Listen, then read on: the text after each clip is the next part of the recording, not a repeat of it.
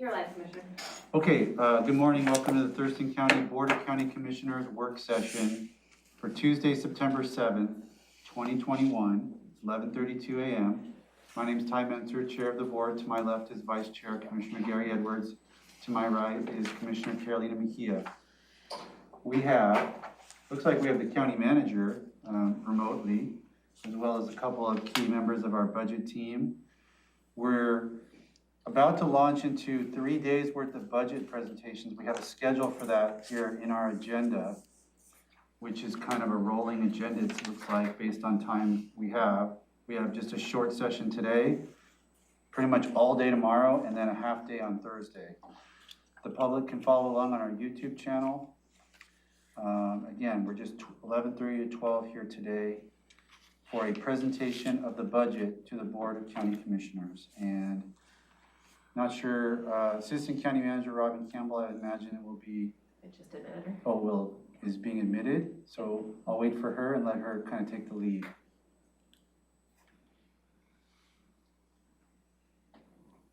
Morning, Robin. I just gave the overview of the what's on the agenda, and I'm just passing the baton to you.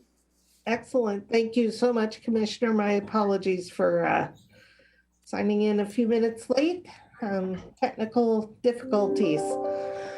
So I am going to share a PowerPoint and bring that up on my screen now. I can make it work.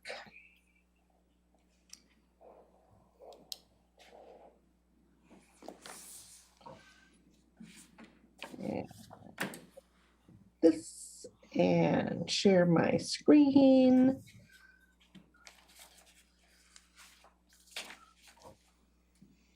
All right, so you should see this morning's PowerPoint.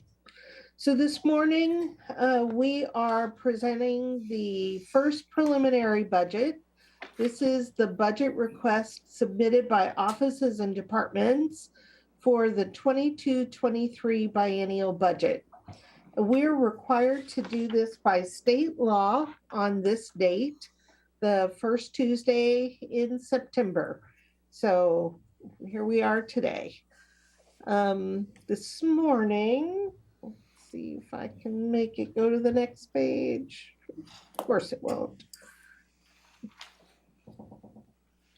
There we go.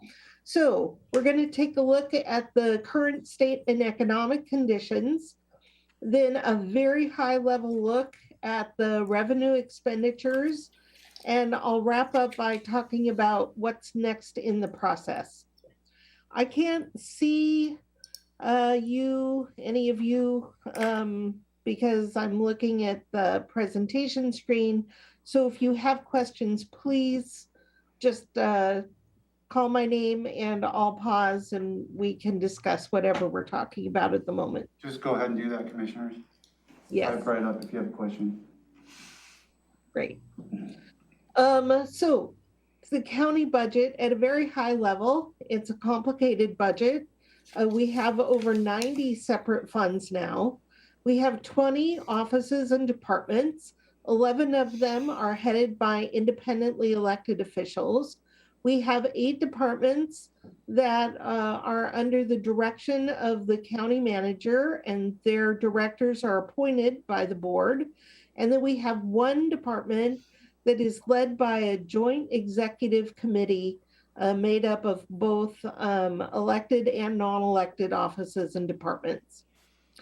Our operating budget is in phase 3 of direct appropriations. So if you look over the last few years, we are trying to get out of the business of transferring money between funds. It creates a lot of paperwork to do that. It is not as transparent.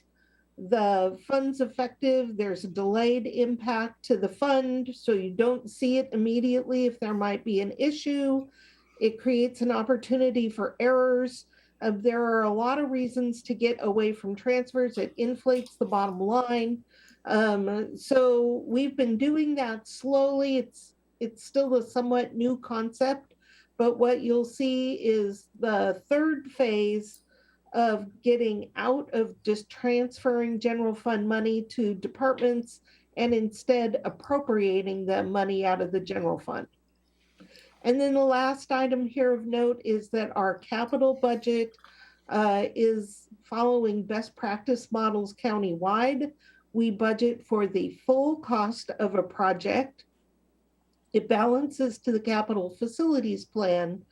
And then the two departments that have capital items, Public Works and Central Services, are able to adjust money between the years with the appropriation being for the project. So it's just some high level information.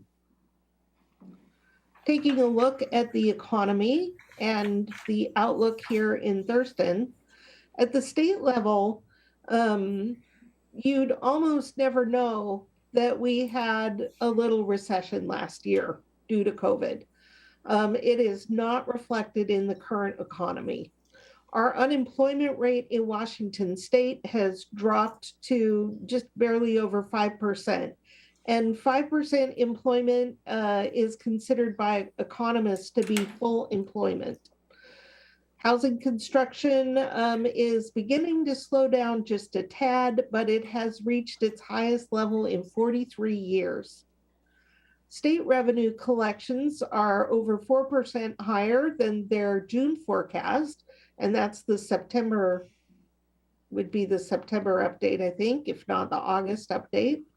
And retail sales statewide are 12.7% year over year, with the highest growth area being retail sales in these particular areas that you see on the screen: apparel, furnishings, gas stations, convenience stores, food and beverage stores. They're seeing some of the greatest growth. Overall, though, 12.7% growth. Accommodation and food service sectors are up 55.6% compared to last year. And that is not so surprising, since that is one of the hardest hit industries in the pandemic. They had an extreme drop, and even with almost 56% growth, I don't think that the food service and the accommodation sector is back to where it had been pre-pandemic, but it is certainly on its way. Robin, could I ask you something on that? Yes. On the 55.6 year over year, but don't we have a better comparable if we had it from 19 as well, so we could get some sense of maybe what's closer to normal? Because last year wasn't hardly normal. Sure, we could get that information for you. This is at a statewide level. We'll see if we can find it specifically for Thurston County. Okay, thank you. I'm making a note. Housing. Thurston. All right. Okay, REIT. At the state level, REIT is 41.7% higher than the forecast. Now, REIT is the real estate excise tax. The state keeps a share and the county keeps a share. And the county is also at robust as growth. You'll see that in a moment. But at the state level, they say it's due mainly to large commercial properties. And I think that in the county, we heard from the assessor that commercial property values not growing as fast as housing. But at a state level, there were some large properties that were sold, and that boosted the REIT. And then property tax collections at the state are 9.3% lower than they had forecasted. So property tax collections statewide are starting to slow down. We're not really seeing that here in our county. So let's take a look. This is the statewide on the Department of Commerce. You can see the economic recovery dashboard. You'll see most of the state is green. That is the year-over-year employment change on this particular graph. It shows Thurston is up by 9%, as a lot of the counties in Southwest Washington and all along the I-5 corridor are experiencing growth. And that you'll see the things that are going down are unemployment. Unfortunately, job postings also going down. The participants in support programs going down, credit card spending going up, and business income going up. So things are trending in the way that one would hope statewide. Robin, I have a question on that. Okay, so property tax collections are down 9% statewide. What Correct. are they here in Thurston County? So let's talk about Thurston County. As you know, the property tax has a levy growth limit of 1%, which we applied. In 2021, as you saw in the forecast that I shared, I think a week ago, the property tax is coming in very close to our projection in the budget. And you've heard our treasurer talk about, we're at about 99% of the levy collection. So in Thurston, we are not seeing that kind of drop off at this time. Now, that doesn't mean it won't still come. But right now, property tax collections are strong in Thurston County, along with all the other types of collections.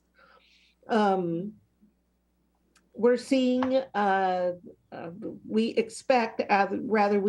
expect to see growth in new construction in our county. The assessor has told me that it is too early for them to give me an estimate of what it might be this year. So your preliminary one, budget revenue, includes an assumption of new construction at 10% growth. We'll look in a moment at what it's been historically. But nationwide, they're seeing 10% growth in new construction. And that is very close to the approximately 12% that we saw last year.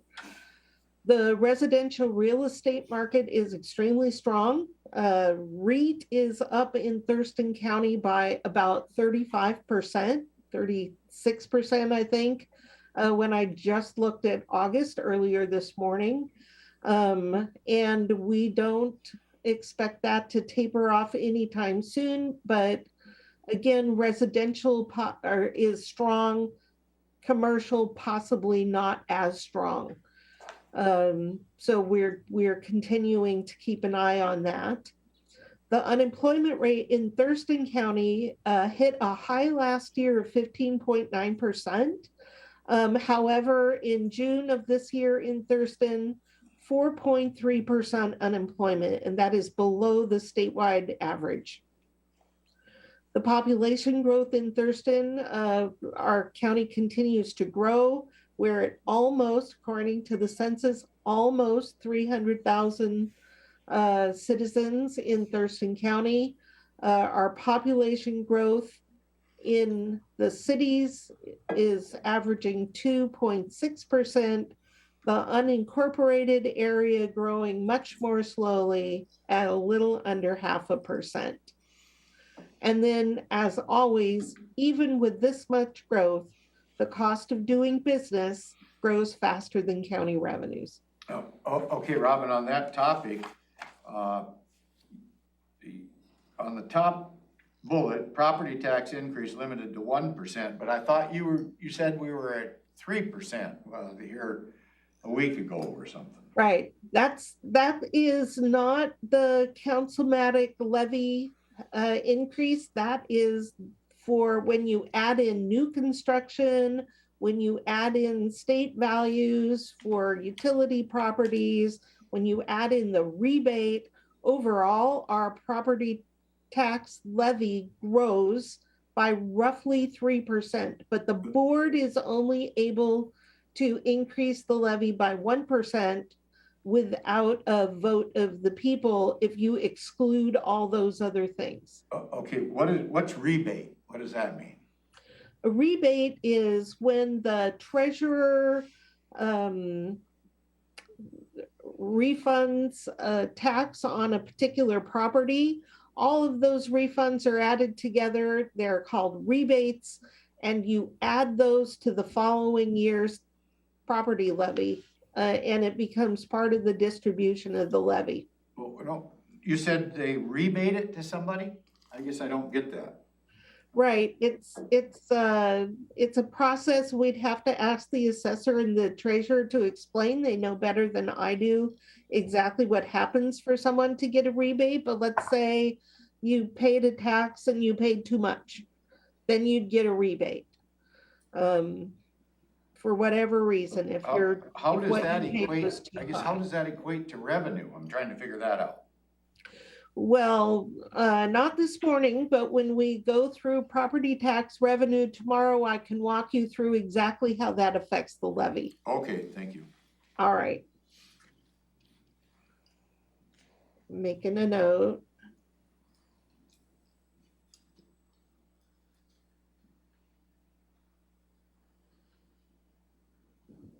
All right. And I guess one follow-up before you flip the page. The cost of doing business, yes, we know it's all going up, that's inflation. So That's right. what are we looking at for inflation? Well, we'll get to that in a minute. Oh, okay. Okay. I know I can tell you what the CPI is, but it's I think more helpful to look at what your offices and departments have put into their budgets. Okay, thank you. Okay. So here's the history of property values in Thurston County going back to 2011. And you see that the total assessed values, if you go back to 2011, have been, this is in billions with a B, increasing from 27.1 billion in 2011 to 40.7 billion in 2021. So our values countywide have grown substantially. The new construction has also grown in each year, but what you don't see is if you look back to 2000, I want to say 2008, either 2008 or 2009, new construction value in that year was over $1 billion. So we had a really significant drop in new construction when we went into the Great Recession, but we have been coming back really slowly in the first 6 years, and now growth is coming more rapidly in new construction. And it's when we add this to the property values that increases the levy at more than 1%. It's when you add in that new construction. And again, I'll walk through how that works tomorrow. The overall average rate per thousand, when the total assessed value goes up, generally your levy goes down. But what you see in a few years are actions by the state legislature that increased and then adjusted the amounts collected for public schools. Tomorrow, looking at Thurston County only, we'll look at what the levy rate has been, and you'll see that it has steadily dropped in every year for the amount that Thurston County collects. And then this is the levy collected in total. And again, that includes, well, we've got a breakdown in a minute to show you all the places that collect from property taxes. Here's the unemployment data for Thurston County. Back to about 1990, you'll see we were on a growth pattern. This is the economic downturn of 2000. growing back out of that. Then we hit the Great Recession, came in 2010. Unemployment rose again from the recession.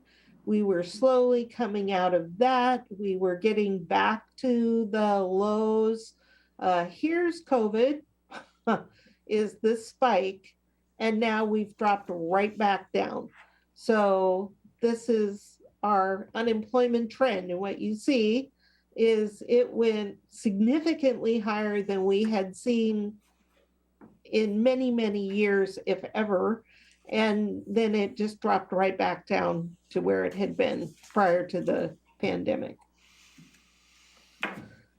And this is why everybody's having trouble recruiting right now, because we're considered to be at full employment. Here's a history of the sales tax revenue. Once again, this goes back to 2006. We're on a pretty steady collection. We see a little growth. This would be fairly flat. Hitting about 2013, we started some pretty steady growth. This is in nominal amounts. What we were collecting dropped significantly April of 2020, but we have recovered since then and are back to a much more normal collection pattern. And what you see in the year-over-year growth rates, though, is nothing close to normal. These growth percentage of year-over-year growth is something that I have never seen in my career. Because even back here, here's the Great Recession, you come down for a very long time, negative growth.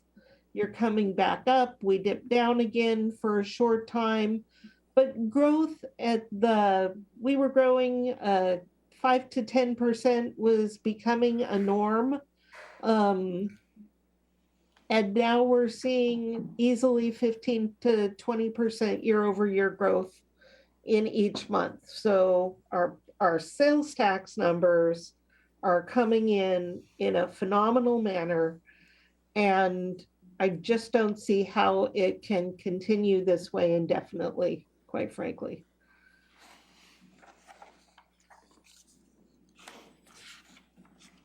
Here we have the budget preview. We're going to start out with revenue. And again, this is at a very high level. Here's total funds. Total revenue, we anticipate this year 432 million. And I'm going to say this, our normal budget is around the 300 million mark. This is quite high, mainly due to COVID funding, and the same for 2022. And as I have shared with you before, we'll probably see easily over $100 million in COVID support, but that will go away and you start to see the drop back down in 2023. Other sources that are coming in that are unusual, if you will, only $1 million. I would never have said only $1 million in Thurston before this past year. We're receiving $1 million in one-time funding for law enforcement and criminal justice related legislation. We will receive funding from the state for the Blake decision. Those are just two areas where we know we're going to get funding from the state. That will not be continuous funding into the future. And so you see it go up and then start to come back down. And you see it in this intergovernmental line in particular. It drops quite a bit in 2023. Here's a sonograph, same numbers. Here's some of the examples of revenue that we receive in the tax arena: property tax, sales tax, special revenue taxes. Charges for services are things like the money that we collect at the wharf for landfill use. And then internal service charges are also under charges for services, so your indirect and internal costs. Intergovernmental is with state and federal funding, so the big thing this year is COVID, but we have other state and federal grants that pay for some of the things we do, like in transportation, as well as additional money in public health. And we have revenue sharing with the state for things like liquor and marijuana. In the license, permit, and fees category, the county has marriage and vehicle licenses. We have revenue for construction permits. We collect on court fines, such as for speeding tickets. Miscellaneous, the major driver there is investment interest. And then in transfers, there are transfers between funds, like the 2 road accounts, or many other funds used for capital projects have operating account and a construction account, and there's money that moves between them. That's a common item under transfers. Here's the general fund. Biggest source is taxes. We'll break that down in a moment. We also have charges for services, intergovernmental, not so much coming into the general fund, since we created the separate fund for the COVID money, and then miscellaneous other items. Robin, yeah. under taxes between 21 and 22, why the $9 million jump there? Well, we have an increase in property tax and an increase in sales tax. Those are the biggest jumps. Okay. Okay, so there's your general fund, and there's the graph.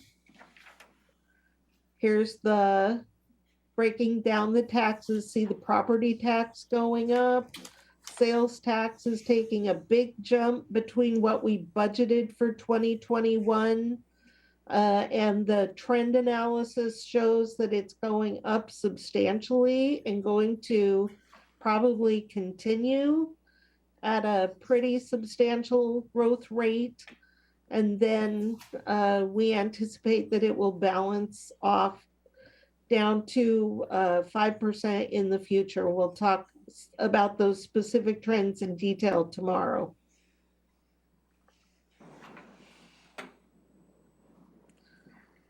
Here's the chart. Here's the dollar bill that I was looking for. This is all of the places that property tax levy go. It's collected by our county treasurer, but then the treasurer distributes it to all the jurisdictions. So you may write a big check to the county, but it doesn't all stay with the county. Almost 61 cents out of every dollar goes to the state and local schools. Cities and towns take a little over 8 cents per dollar. Fire districts, almost 10 cents for every dollar. Other small jurisdictions, like we have a burial district, cemetery district, yeah. They're a very small piece, but they are included in the others. The general fund, we used to get almost 11 cents for a general fund, but other areas have grown, and now the county general fund, just barely over 9 cents on the dollar, comes into the general fund. The road district, it's about 4.3 cents on a dollar. Medic 1, even with the levy lift, over just 2.3 cents, and then a small fraction of your property tax goes to conservation futures. So the county keeps not quite 16%, And the other jurisdictions get about 84% of your property tax payments. So we're going to shift to the expenditures now. Here's the high level at the bottom line. This is the budget, the current budget for 2021, $515 million in total. The general fund, $117 million, which is, again, increased from COVID response, and the Blake decision is pushing that up.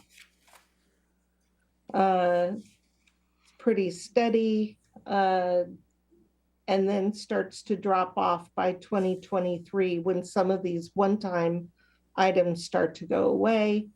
The general fund goes up, and we're going to be breaking down these requests tomorrow and Thursday, and you'll see why it goes up to 132 million, and then just like growth in 2023. So Robin, 515 million 2021 expenditure, Yeah, and then 432 2021 revenue, all funds. that's right. Can you explain for folks why that would be that discrepancy? So we have some funds that we've been saving money up in, if you will, and then a lot of items that are transferred that make the total expenditure in all funds look higher than it really is. But we can figure out exactly some funds we've been saving money up in for some time. So there's fund balance that we are now planning to spend in 2021. Does that make sense? Not really, but I guess we've got time to go over it tomorrow. Well, it makes sense, but it's just $83 million worth doesn't seem like it would be that much to explain by that mechanism. I understand the mechanism you described, but it's a pretty Right. big discrepancy that I want to make sure I understand and the public understands. Right. We'll start to break it down by fund in the next few days. Okay. Yeah, because mainly what you see there in that discrepancy is the spending of fund balance, where the revenue is coming in. And then there's one item I think I need to check, but we'll get into that more. Here you go in the spending in major areas. Total spending, what we see again, Health and Human Services in the response to COVID is one of the highest areas we've seen, and it starts to drop in future years. Law and Justice going up. This is based on funding requests. Legislative includes non-departmental, so it goes up and then starts to drop back down to more normal levels. Here's the graph. General fund expenditures in millions, and this is specifically in the general fund where you see that the big driver is law and justice, and the legislative tends to be a little more flat. Robin, could I just ask you a quick question? How come on page 24, under Law and Justice, it's 95 million, and on page 26, under Law and Justice, it's 85 million? That's because on page 24, this includes all funds, and Law and Justice gets a pretty big share of the treatment sales tax and detention sales tax funds. On page 26, this is only the general fund. Okay, Right. Here's the graph. Here's just a few notes. Debt payment. Our budget includes the concept of issuing a general obligation bond that we would use for the courthouse and the Mottman complex. So that is included in some of these assumptions. And then we also just be aware that preliminary one does not include a COLA, but the forecast that I go over with you tomorrow does include COLA when we look at the general fund. Here's just a little bit about your capital plan. Capital budget in the county addresses comprehensive needs in many areas, including parks, stormwater, transportation, solid waste, water and sewer, and county buildings. Projects are projected in part of the CIP from 2022 to 2027. It's a 6-year plan, and the plan addresses how we would finance those projects for the full 6 years. You only see 2 years in your appropriation. This is the capital plan, with the bulk of the expenses being in transportation. But you see the cost for county buildings starting to go up as we implement the plan, should the board approve, for improvements on the Capitol campus in Mottman. The total capital plan, about 51 million this year, was anticipated. I don't think we're going to execute quite that much. 42 million next year. And then as we again start to implement the plan here at the courthouse, you see that start to grow, and also some growth in transportation. The graph. And here's what is coming up in the next few days and months. On Wednesday and Thursday of this week, we've got a pretty robust schedule. I think you've been given this schedule. Tomorrow, we're going to look at the year-end projections for 2021. That leads you into a look at sales tax trends and property tax trends. So we'll get in detail on those. Then we'll go over the general fund forecast that goes out to 2030. You'll get a preview, a very high level preview of the budget requests. We'll show you the items from the whiteboard exercise where commissioners talked about what their priorities are for the coming budget and where you can find them so that you're watching to see that they were included, and you'll be able to look for those. And then again, a highlight with you either in the building or on Zoom. Then we'll just briefly review the budget and fiscal principles that the board adopted in 2020. You will have an option, and staff will suggest that you set a target for the 2023 ending fund balance that gives you a sense of how much you have available to spend on policy level requests over the coming months.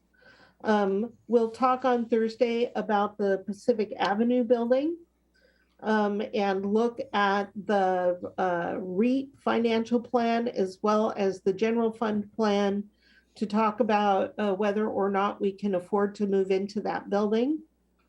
And then go over the schedule for the rest of this year in detail tomorrow, but just at a high level, October 4th through 15th, there will be presentations by the offices and departments.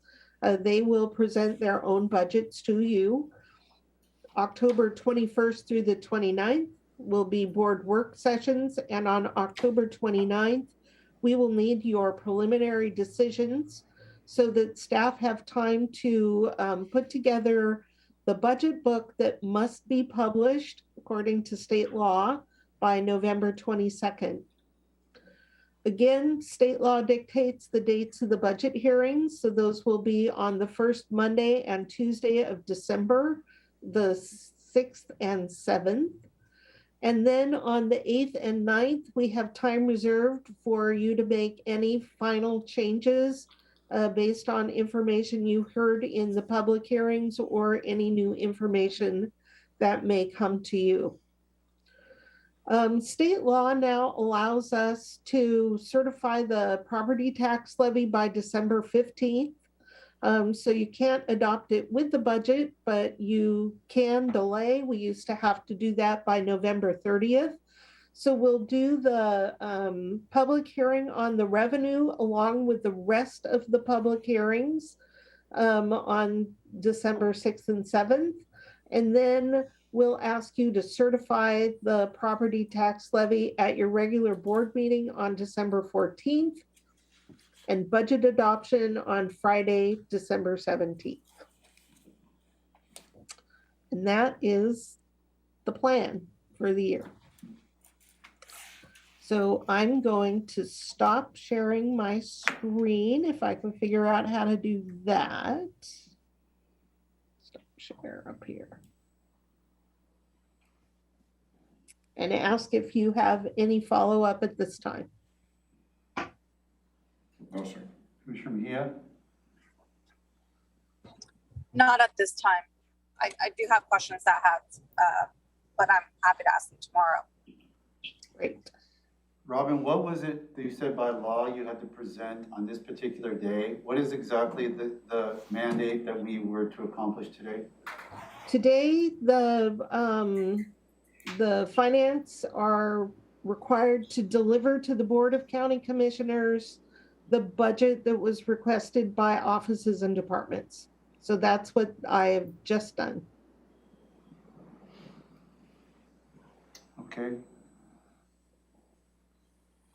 I see Ramiro Chavez there. Ramiro, last chance. Good morning and thank you. No, I just want to say thank you to Robin and her budget team. This is just the beginning of a long series of meetings. So thank you. Thank you, Romero. And I want to echo the work of the team has been incredible. Okay, well, we'll look forward to seeing everybody again tomorrow at 9, right? Yep. Yep. All right, thank you. We're adjourned. Thank you.